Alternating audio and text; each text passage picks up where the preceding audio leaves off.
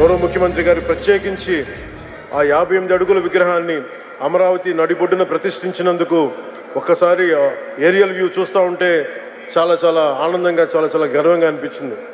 మహానుభావుడు చేసిన త్యాగం ఈ రోజున మొట్టమొదటిసారి మనకంటూ ఒక రాజధాని ఒకటి వచ్చింది.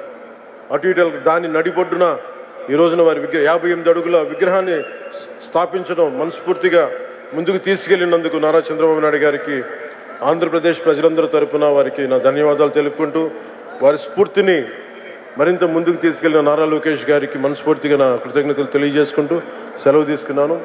జై ఆంధ్ర, జై హింద్.